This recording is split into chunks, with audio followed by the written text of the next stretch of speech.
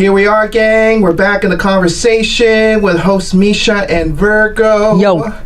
And we're joined by our fine guests here, the Tegan and Sarah of the directors in Canada, the Spear sisters. Hello, thank you so much for having us. Hello. And me and Misha caught their film CC at Crazy 8's. Beautiful picture, amazing sci-fi. We've invited them in to discuss the project, among many others. First of all, tell us your names, the Spear sisters. You girls come in from the islands, you're twins. What is the CC? What is this all about? What is CC for those that are unaware? Cool. Yeah. Well, I'm Sam Spear. And I'm Kailey Spear. Yeah, and we're from originally from Bowen Island, just off Vancouver. And yes, we're twins. So yeah, CC, which was the short that was made through the Crazy Eights film competition, is it's about an AI nanny called CC. And after a violent incident between her and the mother of the child that she takes care of, an investigative team have to kind of determine what caused this violent incident. Right. I was amazed because in the beginning you see this sort of investigation go on, and then you flash back to the crime or the moment where she's confronting the owner. She's a nanny, AI, and she's confronting the child that she's taking care of, the mother of the child. And then you get dropped back into the investigation. And I actually forgot that investigation was even happening. Yeah. I was like, wow, right, this is how the movie started. It started with this investigation. Yeah. Where did the inspiration come from for CC? Because sci-fi, it's a popular genre, especially this type of Blade Runner influence. What are some of the influences that you guys had when you were writing, producing, directing this project, CC? Well, we're fascinated by AI and technology and the trust humans put in technology. Right. And as technology develops, it's kind of developing to be almost like a friend to people and to support. That's why we called our AI aids, so artificially intelligent device, so an aid. Really? something to Yeah. help. Is that licensed? You guys should trademark it. I All right. know. So for a nanny especially, developing technology to really be there to be a caring support teaching for this child. And if we were developing a nanny, we would have someone who would be super caring. But as it's developed, people kind of forget about who's developing. Yeah, because humans get confused so quickly, especially when these AI devices and even stuff like Siri or Alexa, like there's these voices now that people kind of almost get tricked into thinking that they are like people, and they almost look for the humanity in it. They spend time looking for that rather than thinking, okay, this is a machine I'm dealing with. So if we jump potentially not too far into the future where AI is developed and people are fascinated with creating these machines to look like humans, especially when they're like these kind of aids or things like nannies or helpers. It can't be that far from creating these things to make them super manipulative, right? Like you're developing a nanny, you want the child to bond with them, to trust them, you want the parents to trust them. You're going to create this thing that looks really nice, is super friendly, and knows what you need as a parent to be able to kind of like trust them, and knows how to make the kid feel safe and loved.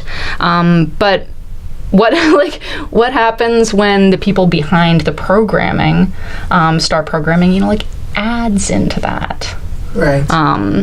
And what happens when these things are in your home and you forget that they are machines? are driven by code. So CC is her prime directive is take care of the child. Right. So what does that mean? She's just following a code. Exactly. Yeah. That's what I found fascinating with the kitchen scene, was because you could see that the AI nanny knew this child, knew the child that she's taking care of to a T, like from the food that she liked, her biggest fears, all these, and the mom was almost like so busy. Humans, they're just so caught up in our world and our environment, we have no idea what's going on, even with our own child. And so where do you draw the line? Like, should I kick you out of the house? Should I fire you because you know too much about my child, or because you're a better mom than me, or is it because you're a robot and you're just doing your job? It's a great question, because artificial intelligence, like you're saying, even in Japan they have robots where it's able to mimic. They had a Da Vinci robot where it was able to mimic his notes that he scribed in the Renaissance during his time when he was alive. All his little pictures and all his little info that he put in his notebooks, they were able to take all that data and program it into a computer with automated responses. And it's like, okay, so what if Da Vinci did want to make a tank and did want to make an airplane? Could he do that in robot form? Could the nanny kill? Could the nanny really do all these things as a robot? This is already freaking me out. I don't like this at all. Well, I think that that's one of the things that we wanted to do with this. Besides telling the story of the mother and the kind of the human story that's going through this, is that we really did, because we see this technology advancing so quickly. We wanted to get people to start asking these questions before it's too late. We as humans kind of moving into this world, this new world where technology is so integrated, we have to start looking forward to see what potentially could be coming and set the boundaries now. So with this there's this kind of other layer to this to our story that we wrote, where I don't know if you noticed the Prosper that came into it. So this is like juice. Prosper juice. Okay. So it was a very subtle little thing that, like, in a feature we would develop further, but we wanted to place it in there in case anybody Wait, are you talking about when she opened the fridge? Yeah, and there's this Prosper My memory juice. Is that good for long term, but short term, I'm lost. So it's something that, what we learn at the end is that Prosper, there's the Prosper brand is one of these investors in these nannies. And so part of investing in these nannies means like the nannies, the programmers will go in and program Prosper Juice is the best juice, and part of the nanny's programming is do the best for the child. So that's right, because she was trying to give that to the kid. And I remember. So it's like a quick little step for when you're creating these nanny programs, you're like, okay, first we're going to make these nannies and they're going to be great, they're going to be able to help the parents out. They're we can get them right into these homes, and they're going to be fast, they're going to be able to remember everything the kid says, they're going to be they can teach them, they don't get tired, they can answer all the questions, they have all this knowledge. So there's like this wonderful kind of tool that these parents can use to help them. But in order to keep these low costs, because you want to market them towards middle class families, with two working parents, maybe single parents, like that's really where the market is. And so you want to keep the costs low. And how do you do that? You get investors and you get sponsors, and so you get it's like we see ads, Facebook or all these things. You put up with the ads on the kind of on the sides to get a lower cost and stuff. So it would be like, we could imagine that this would be something that would happen with this consumer product, right? So somebody like Prosper, with Prosper Juice, would go in and say, like, okay, we're going to invest in your thing, but you're going to program the best juice as our juice. And then the nanny will, tell the mom that this is the best juice, and she might do the shopping, so she'll get the juice right into the thing. So it's a win-win for both of them. You two really thought about this, So, but because I feel like, when we're talking about these things and with these robots that are being created and these AI, like Alexa, like all these things, like they are a consumer product. And so that's something that also people kind of forget about. And so there's something simple like juice, you can program the best juice, but what happens when, they have a political agenda? What happens when Prosper is actually owned by somebody who's running for prime minister, or, there's those things that will feed into these things, and now we will have these machines that are programmed to be super in tune with individuals. So, like this nanny, our nanny who's in the home, who is AI super in tune with the kid, in tune with the mom, will learn habits, will learn how they react to things, and so they will be able to, subtly manipulate the, like figure out where the weaknesses are of the mom or what the mom reacts to, that, to kind of urge them to buy this juice or to vote for this person in those subtle little ways. And so that's like one the kind of the bigger things that are kind of laying underneath our little story. It's alive. I mean, what you're saying, right? It's media manipulating the consumer through advertisements and product placements and so was this a story on your plate for a long time? Because you obviously knew about the Crazy AIDS Film Festival. Yeah. So did you just decide, like, hey, we wrote the story like 3 years ago. Let's finally make it. Like, is that what happened? We had been thinking about the story for a feature a while back, but we hadn't written a script. It was an idea that we had. And very Cece loose. was there as a character. And we always knew that the heart of the story was going to be between the mother and this robot. Yeah. But that's kind of all we had. So when Crazy AIDS came around and we were available, we were like, we should pitch. Nice. We pulled up that idea and, it worked. The woman that played the robot, how does that work? Because you guys are a team, you guys are a duo, you go up on set. Is it who's giving the direction? Are you both kind of like, you whisper to one, okay, you tell her this time, or is it, okay, you know what, maybe I'll tell her this time, this point, or this note? That's exactly how it works. That's exactly how it works. We trade off for sure, and we try not to overlap direction, because that can be very confusing. Right. So that's why we kind of check in, and we're like, did you give her the note? Or we're usually on the same page with notes. Yeah. So we'll often know kind of exactly what needs to happen. So it'll usually be like we're kind of sitting behind the monitor, and we'll give a little nod or a look, and one of us will jump up and give the note. Or I guess you two just had the same vision then for the whole thing. If you're on the same page the entire time. It helps. Damn. Yeah. Teamwork. And because she played that robot really stellar. I mean, it's kind of hopefully she just jumps in and you kind of just have to tweak things or mold things here and there.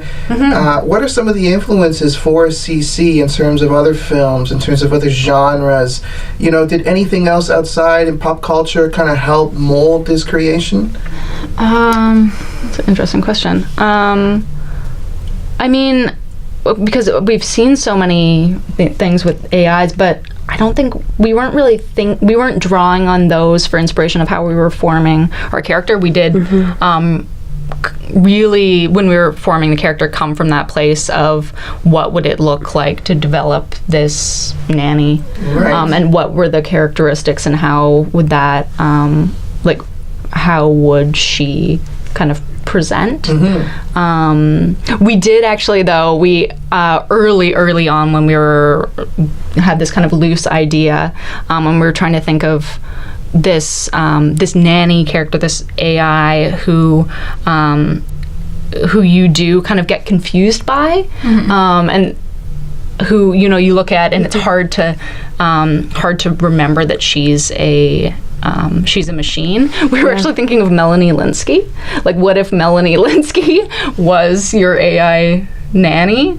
Is she an actor? She's an actor. Yeah. She's a fantastic actress, but she has this quality that is just like, she's so earnest and kind of nice, and you trust her right away. Right. And so you didn't hold auditions, you just called these people up. Well, we called Jewel because we knew that Jewel would have these fantastic. She's a fantastic actor. She had all the qualities that we were looking for, and we knew that she would just nail the role, which she did. So we just offered her the role. Did you work with her before? Did you see her in something else? We'd seen her I'd seen her work before, and we had I guess the most recent thing that we saw her in was The Killing, and we had seen her in things like Firefly. I don't know if you know that show. That was ages ago. Which was which she was great in. But it was it was seeing her in The Killing again, that she's like, local, right? Jewel State is fantastic actress. Yeah, we do on-call work in casting videography, so we see hundreds and hundreds and hundreds of actors. Right. But this role was so specific with the qualities that we were looking for that really out of like hundreds of actors that we know in Vancouver, Jewel was the one in our mind. Nice. Yeah. So we were so happy that she wanted to come on board because she was perfect. Hypothetically speaking, let's say in the future, it's like 2048. Okay, and you guys, Spielberg's passed away, and you guys have bought the rights to AI. Lo and behold, he may freeze himself. Who knows at this point? He's like a Walt Disney, this guy. But, so let's say you guys, your future, 2048, you guys are directing a movie, AI Part 2, and you have... By then, Part 2. Your DP, I know you guys work with the twin DPs a lot on... at least Graham on and Nelson Talbot. Yeah. Oh, AI. AI. Yeah, actually... So, but what if you get your DP now and he is a robot? I mean, at some point Hollywood's like, you know what, we got to simulate, we got to bring in androids into this culture. We have to make sure they're integrated with human culture.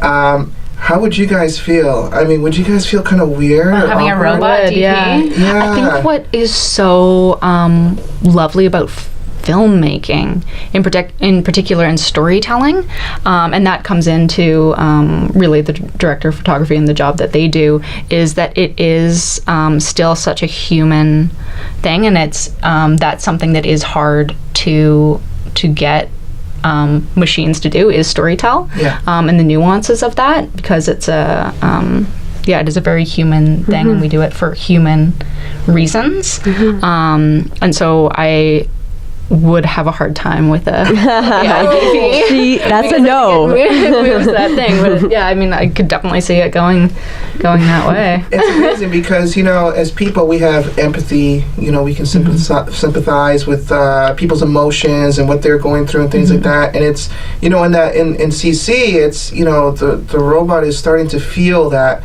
empathy, starting to take care of this child, but is it a genuine empathy? That's exactly. That is exactly the question that we wanted to bring up, because we find that there are a lot of films and a lot of shows that is almost the first question that people start asking. And it is, like, as humans, we find that so interesting that is what people ask. They almost, again, look for that humanity. That humanity. They want them to be feeling something. They want that that care that they're showing. They want it to be real. Like, we've had a lot of people, even reading the script, that they wanted Cece to have something underneath that, oh no, she actually does care for the child, and it goes farther than being just a machine. Right. But what we wanted to do with this is kind of get people to ask themselves, like, well, what if it's not? What if they're just really good at manipulation?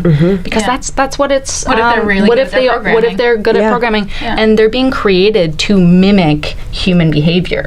And so, again, let's hop and a skip into the future where that mimicking has been able to be perfected. And so with Cece, that's what we really wanted to do, is we wanted to create this this nanny whose programming is really great.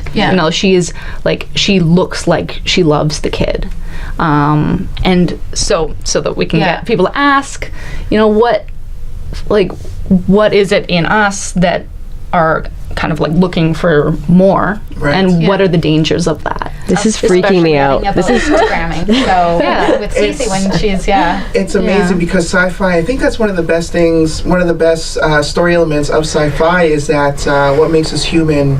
Is it our memories? That's sort of the question Blade Runner asks. Is our memories, are they created? Do we create them? Is there a company out there that makes them? Are those and those feelings and emotions we have from those memories, are they real, or do we just make them up to make ourselves feel good? This is stressing me out. Yeah, this is too real for me right now. Okay, wait, so you two are writers, directors, everything basically, and you started off in theater.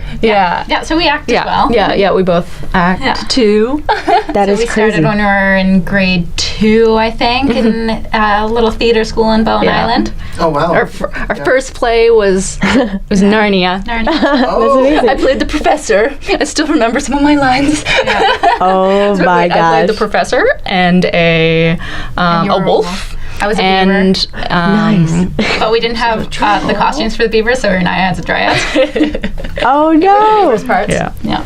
And so you guys move up into theater, and then you guys kind of just take on indie projects as you go along. Well, we as actors? knew we wanted to go into film right about when Lord of the Rings came out. Oh yeah. Wow. So that was a huge inspiration for us of just. Before I was been doing theater and wanted to act and kind of take part in filmmaking in that way, but it really was after Lord of the Rings and awesome all those special features. wonderful special features that there was that kind of that little line crossed of like, no, we can make those films. Like we see how that's made and we can make them. Well, not everybody can be like make things like that. You must be really creative people. You two are amazing. I even saw that Asylum film that you did. I really liked that one. I love stuff like that. Horrors and crazy people. I'm all about it. Yeah. Yeah, that was fun. The Mary Alice Brandon file. Yeah. Loved it. It was so good. Tell me about that. Yeah, that one was made as part of a competition hosted by Lionsgate and Women in Film LA and Facebook and Twilight and Tongle and Volvo. Yeah. Holy moly. So they all came together. Lionsgate was kind of exploring if fans were still interested in Twilight, and so they hosted this competition to make prequels for the Twilight saga. And when Women in Film LA came on board, they thought this would be a perfect opportunity to find new female writers and directors. So there were two parts of the competition. There was the writing part, and then there was the directing part. And so we entered the writing part because we figured we'd have a better shot at. We really had our eye on when it was announced that they were going to be doing this competition. We immediately had our eye on wanting to direct one of these shorts. We thought that would be great, but the writing part came first, and we figured we would have a better shot at pitching for the directing bit if we somehow we had been able to be chosen as one of the screenplays. And so we wrote the screenplay first, and there's a whole long process of kind of different levels of sending scripts and it being wheedled down, and we did end up getting our script chosen as one of the 6 films that were going to get made. And so that was awesome. But then after that, then they opened up the scripts for directors across North America to pitch to direct them. So we then had to pitch to direct our own screenplay. Oh, that's so weird. So at that point, it was like, back off, people. And there was a lot of people pitching for it, and really awesome filmmakers too. Yeah. And it was such an awesome opportunity. But then we were able to get chosen to direct that one. We shot it here, we were the only. Riverview. That's an awesome. Yeah. We actually wrote it around Riverview because we had the option of pitching for numerous stories that Stephanie Meyer had written as backstories. So they're all based on her writing. And there was the story of Alice in the Asylum, and we're like, we have Riverview here. This will be perfect. We can shoot it here. So we wrote it pretty much around Riverview, and then once we had won the directing pitch. We were like, we need to get lock down Riverview. It was tricky, but we got it, and it was perfect. It's crazy. For people who don't know what Riverview is, it was an old asylum back in the day, and we still have it up in Coquitlam, right? Yeah. And it's a beautiful Am I even saying that city right? The suburb, right? Coquitlam? Yeah. So Every time lots of stuff shoots out there. Yeah, it's pretty much every show will shoot out there at one point. So it was a bit. And the on the link that you sent, and we'll put the link down below. For any viewers that want to check it out on Facebook. Amazing. I mean, it's got 6 million views. It's it's shot beautifully. The acting is phenomenal. I mean, it looked like you guys really kind of broke the barrier between because you can kind of tell. Sometimes people say the joke, I can tell it's a Canadian film. It has that feel to it. But this felt very you could see it. It's like a regular series on Netflix. So it was bravo on that. It was an excellent job. We had a fantastic team on board with us. We actually had a lot of the team that were with us on that and came over to do CC as well. Nice. Bigger budget than we CC. did. We had a bigger budget than Really? one time in CC. We had because this actually looked like a pretty big budget too.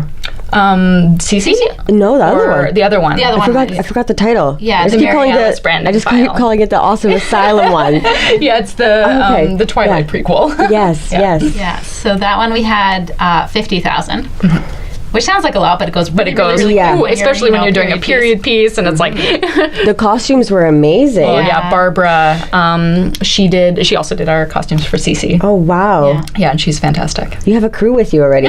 You're like Adam Sandler. You're gonna be with your guys forever. I love Adam Got a Sandler. good team. Yeah. Yeah, that's amazing. And so from there, I mean, so you got chosen to first of all for the writing, and then you guys are pitching to direct, Yeah. and then you Your win, own thing. Yeah. the opportunity to direct your own screenplay. Was it in competition with other people, or it was just kind of? Yeah, it was all like the script writing one was a competition, and then there were 6 winners, so we were one of those, and then there was the directing pitch competition, and then the winners of that got to direct, and then there was an overall winner, and that was us too. Nice. And we won that as well. Wowzers. So that was- Amazing. That was excellent. When was this? 2 years ago? Almost 3 years ago now. Yeah. It was a while ago, Crazy. so that was why it was so nice to do Cece, because the Twilight one was our last short, and so it was nice to hop back behind the camera because we've been busy writing. So you girls are just so talented. You're winning, winning, winning. What's next? Oh, so many plans. We have so many things that we want to get done. So yeah, we've been writing for the last three years. Like nonstop? Like both of you are writing different things? Like, or are you just like both in your same bedroom? I'm just guessing, right? Like, do you live together? I feel like twins always live together. Yeah. We live in there's a house. There's 5 of us There's in that 5. house. Oh wow! So do you two just write in the same room? Like you're like, "Hey sis, writing," and she's like, "Me too."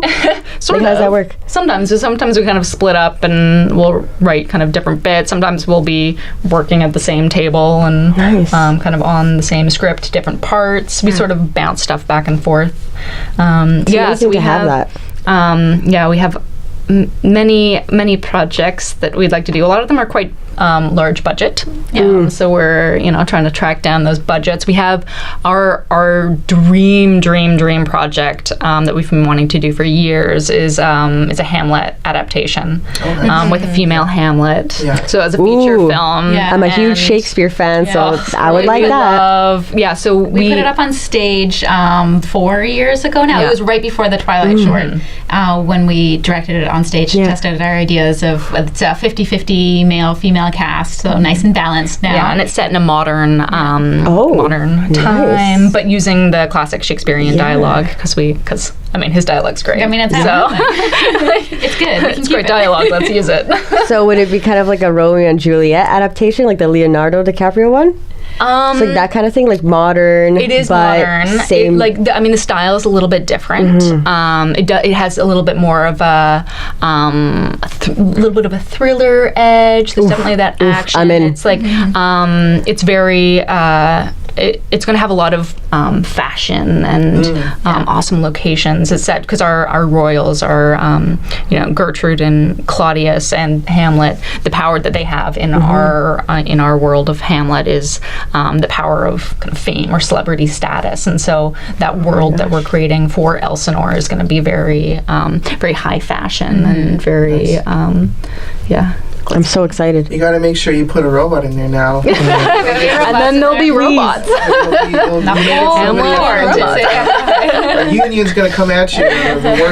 The robots workers union. They're going to say, "Hey, Say, where's our jobs? where's our 1%? Where's our 1% worker robot in there?" I mean, you guys are from the island, Bowen Island. What's going on there? Is there? What's going on over there? Wow, they cute stuff over there Bowen's every great. once Yeah, in a they while. do. There's so many creative people in Bowen. Yeah. We were very lucky to grow up in kind of in and amongst so many creative types. Yeah. You two said you're going to Winnipeg in 3 weeks. Are you filming anything there? I know you're visiting fam, but No, we're just gonna hop on over and then and leave right away. Do some writing do over some there. writing. Yeah. Are you guys Yeah. from there? No, our parents are. Yeah. Oh, crazy. Yeah. Yeah, Nice. so parents and grandparents. Yeah. So the fam's out in Winnipeg. Yeah. Dope. Ukrainian or Russian, Ukrainian, and then Irish, Scottish. right? But, A lot of Ukrainians and Russians over there. Yeah. Polish, not Russian. Lots of Polish and Ukrainians. Yeah. And you guys are doing a GoFundMe as well. Yes, We are. Yeah, we have Cece. 6 days left on that. So, we're trying to raise some money to be able to get festival submissions. We're just polishing up our color tomorrow, which we're very excited about. Right. But mainly festival submissions so that we can share this film with the world. And it's been get it doing out there. pretty, because, with Crazy Eights, right? Like, they kind of help with that, or is that... We're on our own. We're on our own for Yeah. festival submissions. Oh. Yeah. Because Crazy Eights was back in March, if I'm not correct, right? When was that already? February? Right, yeah, End of February? Yeah. So it's been a while, yeah. I just figured they would kind of, because a lot of the guys that organize, they help produce, so to speak.